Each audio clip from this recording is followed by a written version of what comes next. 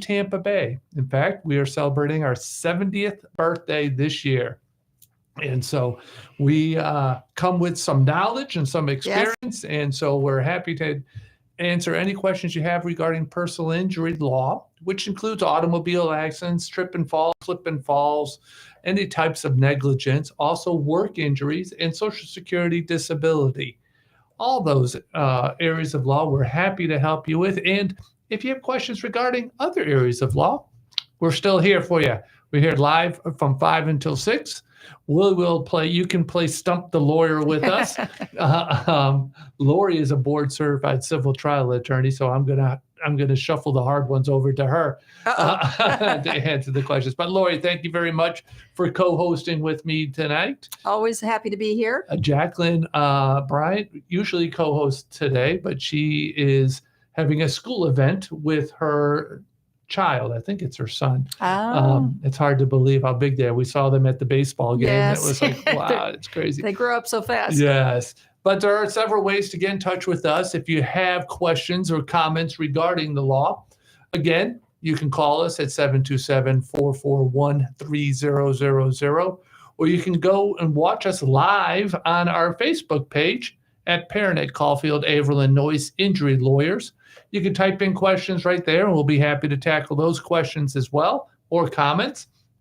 We are also live on the firm's YouTube page. So you can watch in, zoom on in on us, and Lori and I are right here in the radio studios down here at WTAN here in Clearwater, and we're able to answer questions that you have.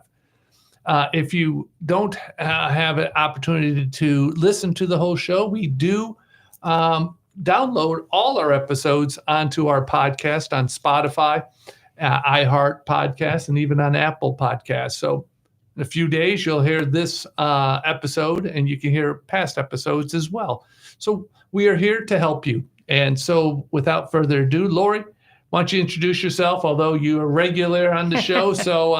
But why don't you just why don't you give our new listeners a little bit about yourself? Well, sure. I think, driving here for the show this evening, I was listening to the program right before us, and it was the music of our life. It was really very nice, actually. So I think people have been serenaded. Maybe they may or may not have questions for us. But one of the things that I am really so happy to be able to say in terms of my life as a lawyer is that I've been with our law firm. This is actually the 27th year. Wow. Isn't that shocking? That's wonderful. And as I'm old Clearwater, was born here. Lori's one of the few that were born at Morton Plant Hospital. So. Little did I know, I'm not going to say anything too particular, but little did I know that would be a very important year because Guy Perenich founded our law firm. Yes, but in any event, two wonderful things happened in that actually. year. And it's kind of amazing how much time goes by and how quickly in the scheme of things it does. But as of course, I've been with the firm all these years, and as a part of starting with the firm, that was actually how I was able to attain the distinction of being board certified, because you have to have a certain number of jury trials and you take a test and that sort of thing. And that was very exciting for me. Brian Caulfield is also board certified, and all of our lawyers, obviously yourself and Mark, we all have a lot of experience. But it was really great to be able to get that distinction, which very few lawyers actually end up. I think it's only like 2% of the lawyers in Florida are board certified. Right, and so it's so the old trial lawyer in me, I was very, that was a distinction that I was really proud and happy to achieve. But really mostly what I love is being a part of a law firm such as ours that is so connected to the history of our area, the first personal injury law firm in the area, really, because, when you go back that many years, you didn't have the specialization that has come to be so commonplace now. And why do we have specialization? Because each area of the law there's just so much to it. Now, I can't even imagine, you become exposed to a lot of areas of law, obviously in law school and your general law practice. I mean, we encounter areas outside of our own particular expertise.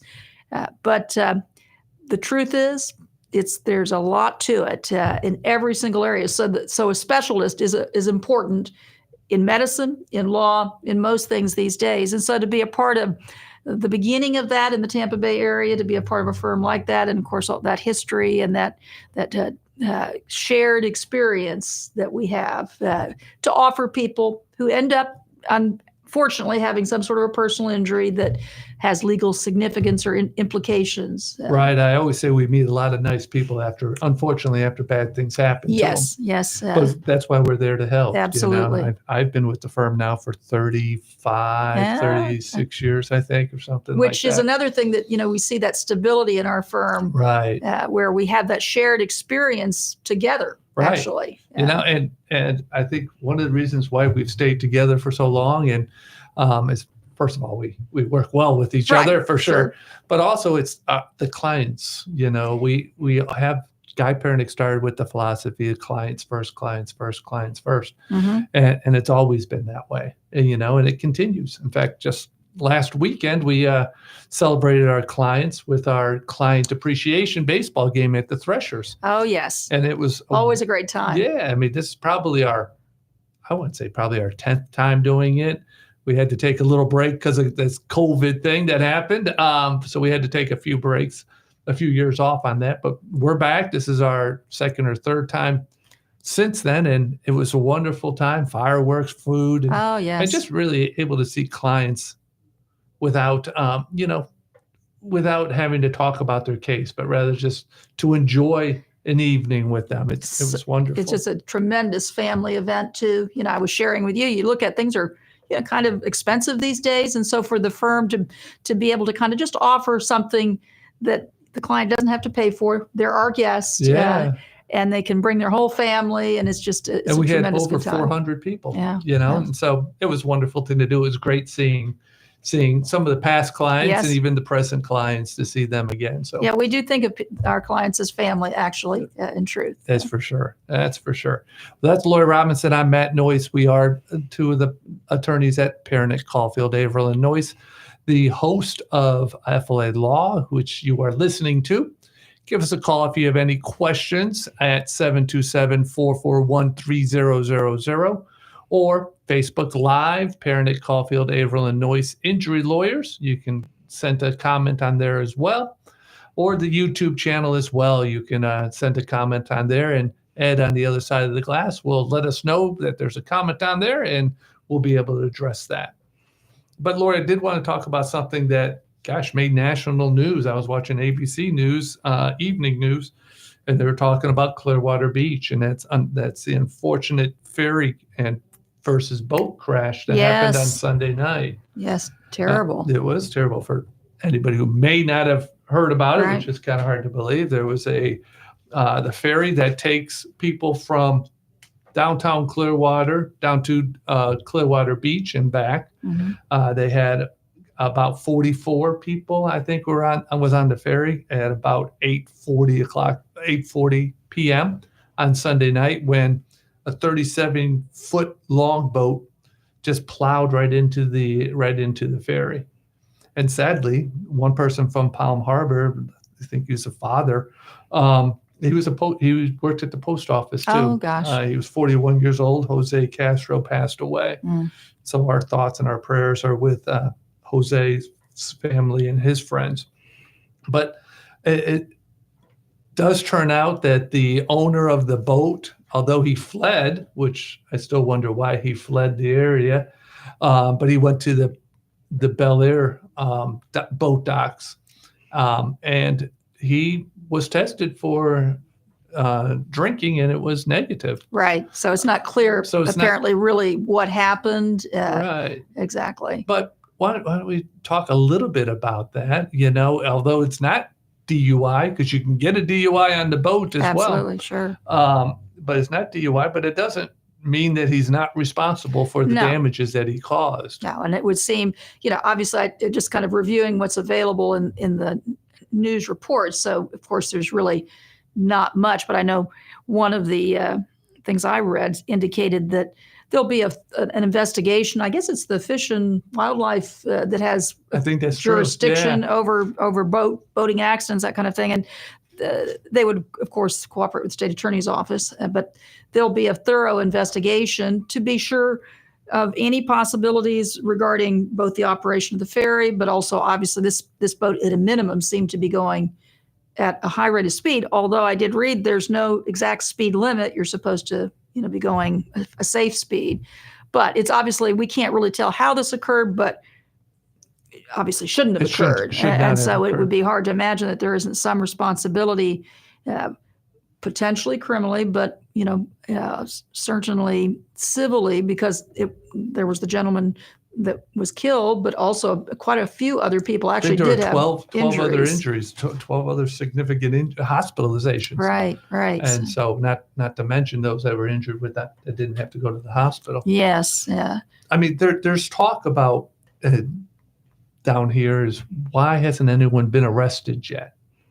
And as lawyers, I think we can say, well, you don't want to just rush into an arrest. You're not supposed to. You're supposed to have the investigation first. Right. And for a multitude of reasons. Oh, yeah. And in this case, again, that, there can be careless operation, vehicular homicide, which would be kind of reckless driving of the vessel kind of thing. So there would be potential criminal case implications as well as the civil, but as we can tell, actually, it's not exactly clear how it occurred just from the news reports. So there would be a need to investigate carefully, and that's what is occurring with the various state and local agencies, I'm sure. Right, and I've never done criminal law. Laura, you were a public defender. Always be a public defender at heart. Yeah, that's right. But my criminal defense attorneys, friends, or criminal law professors have told me that you don't want to rush into an arrest, because that really starts the time ticking as well to present the evidence. And so if you could, it's better to do the investigation first and have all your ducks in a row before you do the arrest. Certainly, it would make more sense. I mean, there are speedy trial implications, that sort of thing. But you also, obviously the prosecutors have a responsibility to be judicious in what they're doing. They have a responsibility to bring a case that they can support beyond and to the exclusion of every reasonable doubt, which is a very high legal standard. Sure.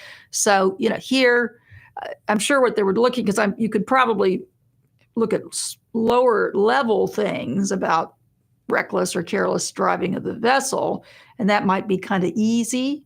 But the real issue is there implications of something more serious going on there in terms of how the vessel was being operated.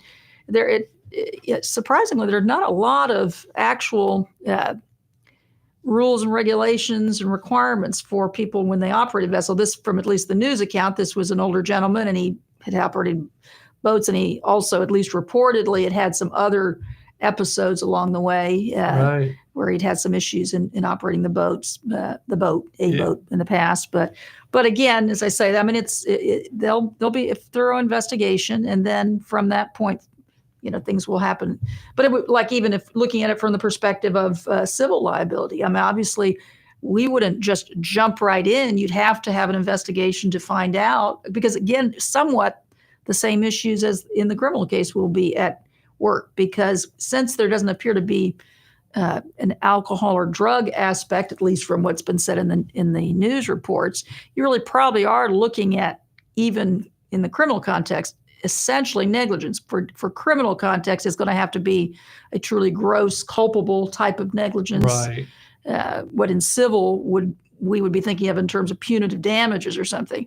In the civil context, you don't have that high standard of proving things beyond a reasonable doubt, but you still have to be able to prove them by the greater weight of the evidence. So there would have to be evidence that the vessel was operated in a manner that was not with reasonable care, which, again, just off of the events itself, it sort of cries out that at least is true. But that's not good enough even in the civil arena for us. We can have crashes and automobile accidents that would say, well, of course the person wasn't paying attention or something. We still have the burden to prove that the person was at fault for the crash. Yeah. And so these people would have the same burden to prove that the operator, whoever was operating, I'm assuming it was this gentleman who was operating, there were 6 people on that boat, We had to prove that they were doing something wrong or failed to do something right in order to cause the crash to occur. Now, another implication that occurred to me that we talk about fairly often, it doesn't appear this would be involved here, but let's suppose there was some sort of negligence on the part of the operator of the ferry. Now, we haven't really heard anything that says that, but if there was, then interestingly enough, from what I read, the ferry had been privately owned, but recently, within the last few months, apparently the city of Clearwater, I believe, actually, Right. or the parks or something, had actually purchased it. A government entity purchased it. I was going to ask you about that, quite honestly. Lori and I have worked together long enough. She knows what kind of questions are. We lawyers have these weird minds that start thinking of all kinds of what ifs, so to speak. And exactly, what if it was the city or the governmental entity that was negligent? How is that different for someone who gets hurt as opposed to if it was an individual who got hurt? Right. And mostly it's different in the damages or the amount of damages that you would be able to recover. So if the private individual, one would hope that they either can respond to a judgment, but most likely have liability insurance, which I would expect in a situation like this. Like that, I think you would have insurance. I'm sure that the gentleman would. But if it's a government entity, then there's the concept of sovereign immunity, where there are specific laws that allow you to bring a claim for negligence against the government if one can be made. But because you're talking about the public purse, there are limitations on the amount of damages. So currently, an individual would only be able to recover $200,000 for their damages, and there's actually even the death. Even the death, right. You're right. If it was a government entity that was responsible, and then there's actually a low cap for multiple people being injured of $300,000 for the entire event arising out of the same incident. And the only way, I want to say around that, basically, is that there are claims that if the damages exceed those rather small amounts, obviously for a death or something, then you can make a claims bill with the legislature, and there's a possibility. Sometimes the government entity has insurance and would agree to a settlement of a higher amount, but it's not a foregone conclusion, and actually very few cases result in recoveries that are above those small sovereign immunity limits.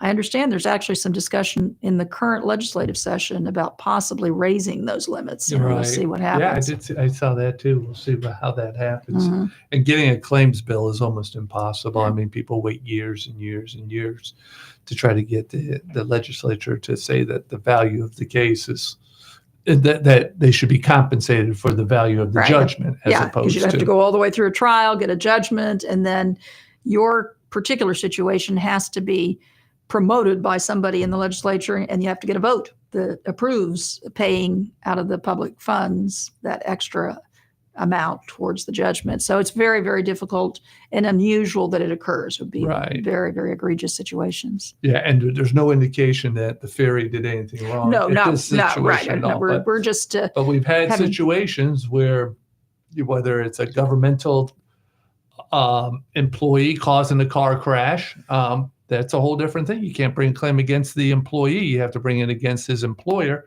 And there's processes that you have to go through for that as well. And so when there is sovereign immunity involved, it's a whole different monster in yourself. And you should never try to handle any of that without talking to an actually, we were talking a little bit off the air about just different things we'll probably talk about on the air. But one of the things that really rings true through my lengthy legal career as a lawyer with a lot of experience, there's very few things I don't double check and look and research, unless it's something, that I'm specifically familiar with. There are so many little nuances to things. So if something happens that seems like it wasn't right, this is something you review with an attorney. Certainly. You just should, because the law is very complicated, and we could say certain things about it that probably wouldn't be very nice, but it's very complicated. It can change all the time too. Yes.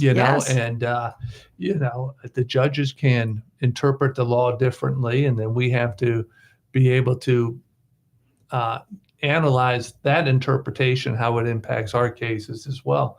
And so it's not just the laws that are in the books that we have to deal with. Right. We have to deal with, and we have to understand the judge's interpretation of the laws.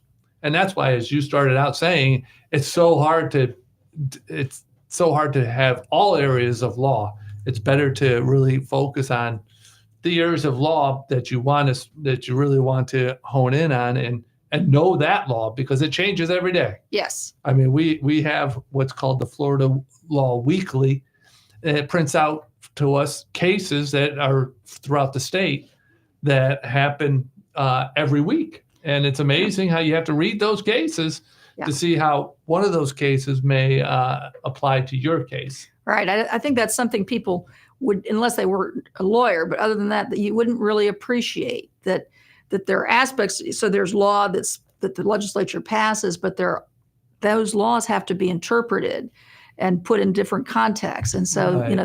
It is largely shaped by the case law all around the state, and that changes every week. Well, and not only do we have the Florida Law Weekly that we have for our civil cases, we get a daily email about workers' comp cases. Yes. And it's not just the first DCA, the First District Court of Appeals, because that's where all the appeals are decided for workers' comp cases throughout the state. But it's also all the judges' rulings. And I typically there's 4, 5, 7 different rulings each day. Right. And that you have to see how that judge or this judge or that issue was interpreted. And since most cases aren't going to end up going all the way through a hearing and then an appeal to the appellate court, that's very important to know. And judges want to know how other judges, that's authority that they will consider. Right. And we consider as we're looking at particular situations. Right. Yeah, I think it's very important. And, never a dull moment. We print out cases that could have implications on our open cases. And so it's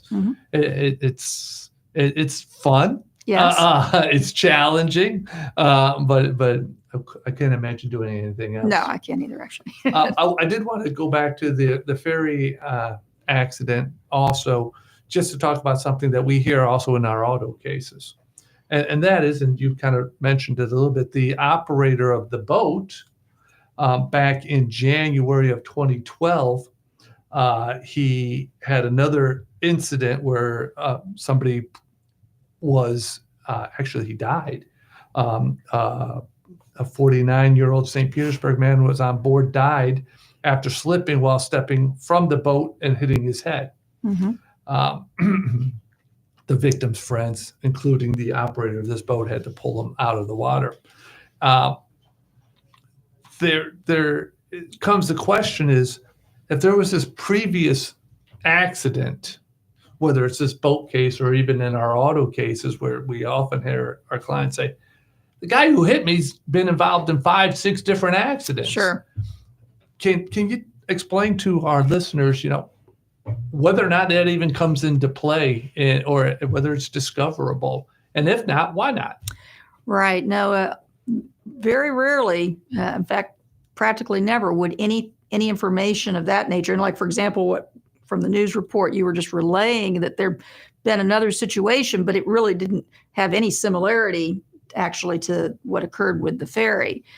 So there, in the civil context, there would be no way that you would be able to bring before a jury information that more or less shows maybe the person's careless or not a good person or whatever you would want to say it was, because the law would find that that was more prejudicial than actually probative. And there are evidentiary standards we have to observe that judges have to decide ultimately, because as lawyers, we try to bring things up that we think will help our side of the case. But no, they're in the criminal context, but even that would not qualify there either. But in the criminal context, there can be situations if you have very similar criminal type activity that sometimes under different evidentiary principles could be utilized in a criminal case. But even that's rare because it has to be virtually identical.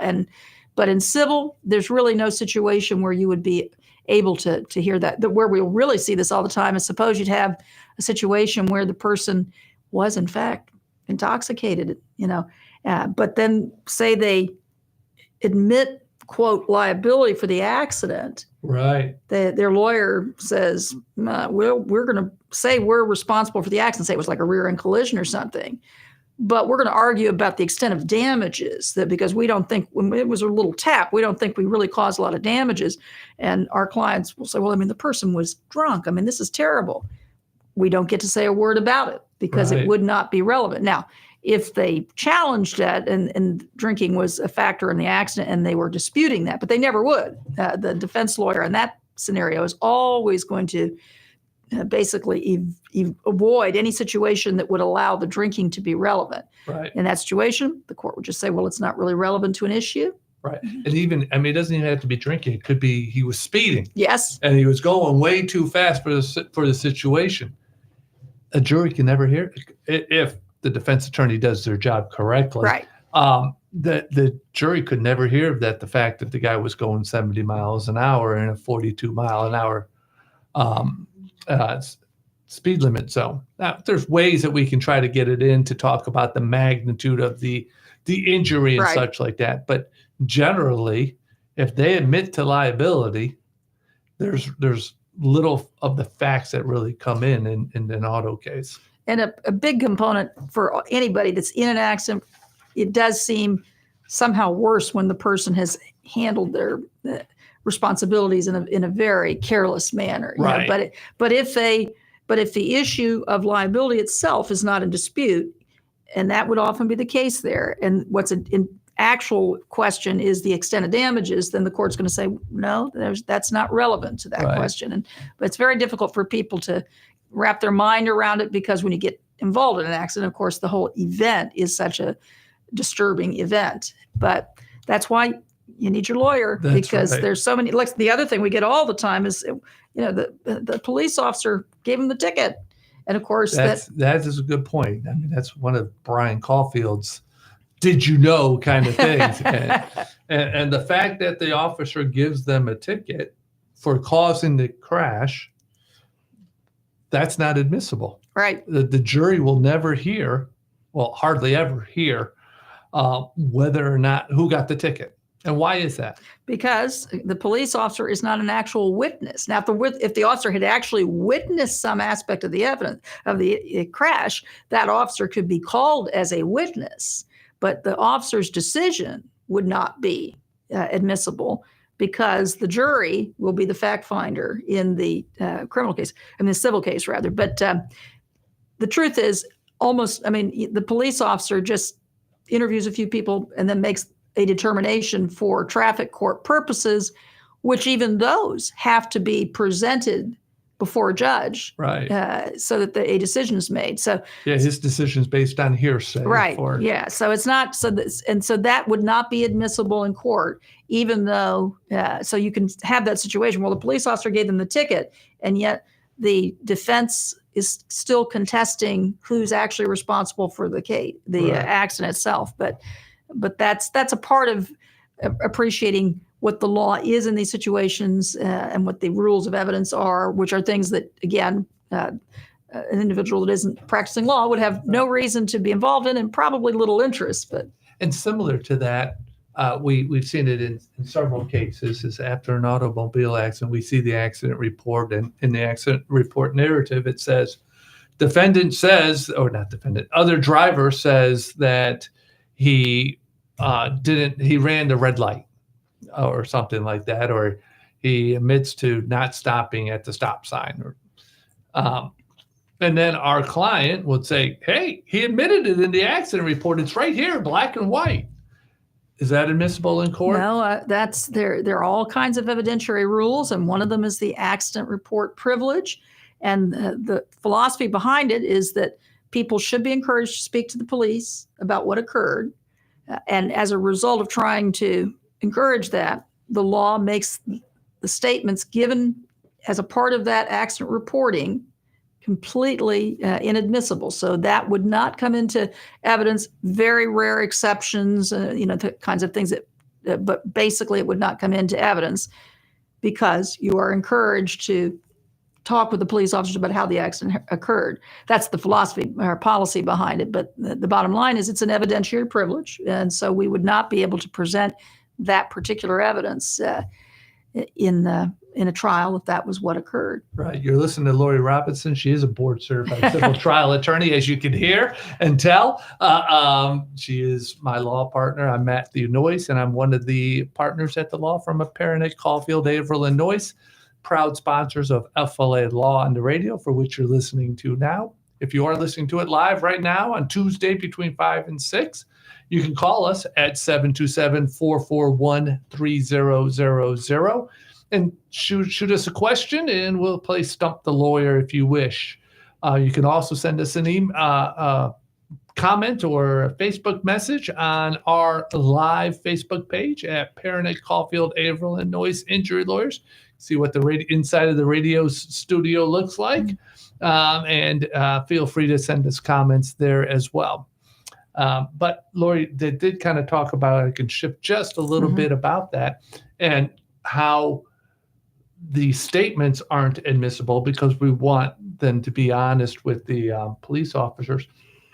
When we have trip and falls or slip and fall cases, and we bring a claim, and the business establishment denies responsibility for our case, but 3 months later, 2 months later, they colored the step. They paint the step yellow, or they put the different paint on the floor so it's not as slippery and such like that. They take other steps to kind of indicate that they knew something was wrong after our client fell. And so they took steps to hopefully to prevent other falls. Is them painting that step, or them shaving the sidewalk, or them, putting sand in the paint so it's not as slippery. Are all those activities, or can a jury hear that the defendant, the business establishment, took those steps? So clearly, if they took those steps, they must have thought that they did something wrong. No, they can't hear a word about it in most situations unless something occurs that allows it to come into evidence. But they normally are not going to make that error because, again, the public policy is to encourage owners, business establishments, if something has occurred, to basically repair it. And they call that in the law, it's called a subsequent remedial repair. So that would be encouraged. And as a result of that public policy, there's an evidentiary principle that says we can't bring in any evidence of a subsequent remedial repair to show that they knew that there was a problem there.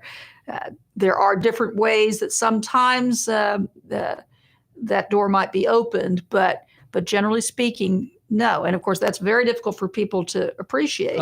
We have a case right now. I won't say names, but our client was walking into a credit union, and it's a step up into the credit union from the sidewalk, but the step and the sidewalk are the same exact color. And so she was walking, and she didn't appreciate that there was a step up because she couldn't tell.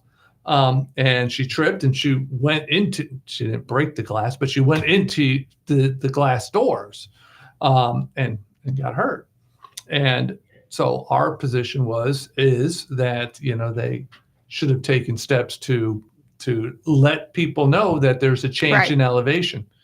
Well, of course, the week after she fell or she tripped, she sends me a photo of them painting the step with a big bright yellow paint showing the difference, and so she's like, see, they know they did something wrong, and they may know it, but we're not going to be able to use that particular evidence to support the claim. And so it's hard for us to really tell our clients what the evidentiary rules and procedures are, but I had to tell her, so that I'm glad it's going to prevent the next person. That's one of the reasons why we do what we do, is to prevent other people from getting hurt.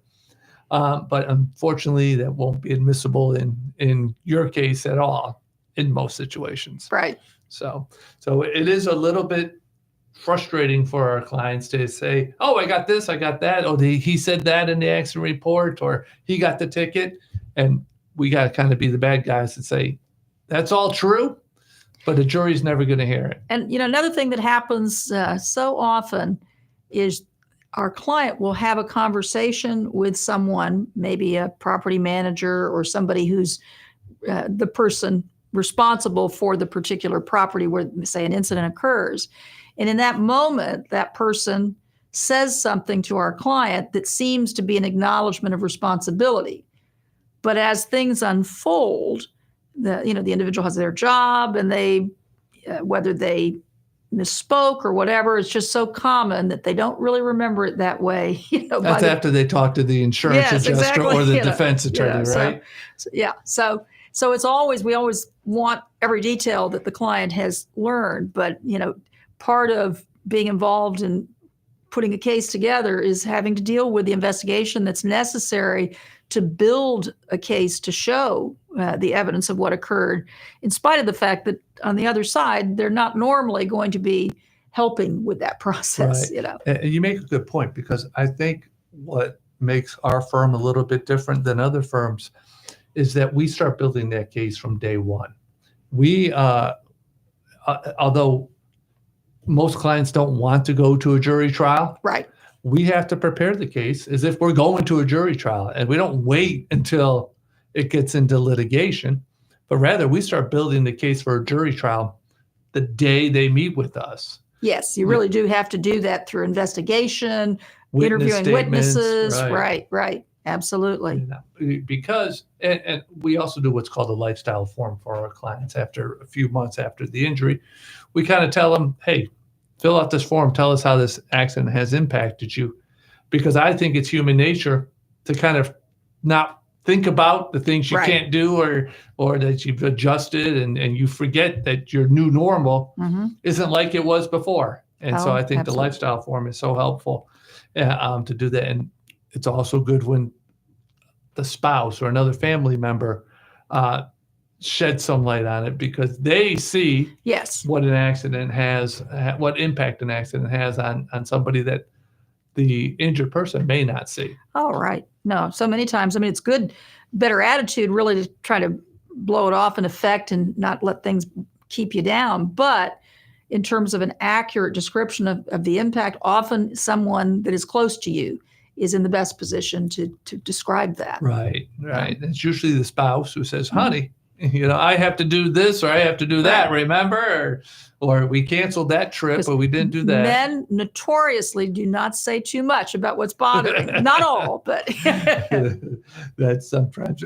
But women also, they just suck it up, and it's like, I'm sure your husband appreciates that, but we have to let people know what impact. No one knew them before the crash. Right. They only see them after the crash, except for the people that surround them. And so that's why it's so important to see how an accident or an injury really impacts and impairs somebody's lifestyle. Especially in the common situation where it's invisible to other people. Right. You look okay, but inside you're not feeling okay. Right. Yeah. That leads me right to the same type of area, a whole different type of area, but we see that all the time. And that's Social Security disability.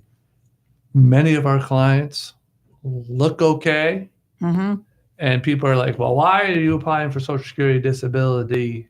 And because you look fine. And as you know, so many of our clients much rather be working. Oh, absolutely. Probably 99% I would of say them. Virtually all. They're really, honestly, people that come to that place where they feel that's the place they have to go, that they have to make that application for disability. That's a tough thing to do, actually. Right. What state do they have to be in essence, in order to even be considered for Social Security disability? Because, we talk to people all the time and actually try to inform people so they have an understanding and appreciation for what's required, because it isn't just that you've got a disability. It is that you are so limited in what you're able to do because of your medical or mental condition or combination that you're unable to perform what Social Security calls substantial gainful activity. And under 50, that means basically the simplest job you can imagine. Right. And anything you would earn more than about $1,600 gross in a month would be considered substantial in the Social Security world. As you get over 50, it can be a little bit, the rules are a little bit easier to meet in terms of the type of work, because they know that as people get older, it's not as easy to adjust to some different type of work. But the other thing is it's not partial, it's total, and it's lasting for 1 year, 12 consecutive months and going on in the normal situation. So although we might file an application for a client who's not been disabled for 12 consecutive months, it would only be because it appears pretty clear that that's going to be the situation. And it's a long bureaucratic process, so you want to kind of get into the queue, so to speak. But in most situations, if someone's only been out for a month or 2 months, and depending on the condition, it's premature. Right. So in fact, that person kind of has to suffer financially. That's the toughest part. 6 to 8 to 12 months before before they get to their first step of Social Security disability. Right. And it's very often we'll get a call, and actually anybody listening, I encourage you to feel free to call if you have a family member or yourself in that situation. But say, rather common situation, my family member has had a stroke. Well, within a short period of time, after a few months after that, it may not be obvious at all what the ultimate outcome will be. And sometimes the outcome at 12 months will be very encouraging. In fact, today, very often in that scenario, it might be. So that would be a situation where we wouldn't be able to evaluate that 2 or 3 months after the case because you're in the process of recovering. But the individual, it's a terrible disability in that moment. Right. But we have people that are undergoing chemo for cancer, but they're in the beginning stages. Right. And so it's too early to tell whether or not they'd be eligible for Social Security. And you don't want to be eligible. Actually, that situation would be better. If you can recover from it. But it is a good idea though to call with questions in that process, because if you do have something very debilitating that has a great likelihood of lasting close to a year or longer, then it's a good idea to at least get a lay of the land and understand, what the process would be like if you got to that point. But it is a situation that people should understand that it is intended for being unable to work for that 12 consecutive month period. So That's really what Social Security is looking at, unless there are things, there's certain things that are clearly going to last longer.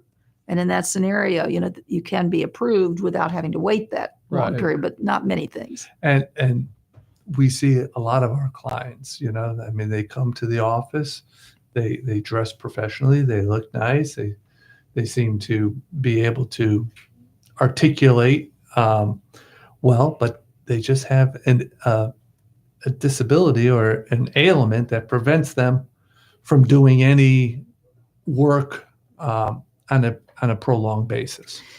Yeah, there could be a lot of things that can happen, and that's why you do need to talk with an attorney that handles these types of cases to see, because very often it'll be, you might have a heart condition which causes chronic fatigue and shortness of breath that just you're wiped out all the time. Well, that's a medical issue. That's not like just being tired. Right.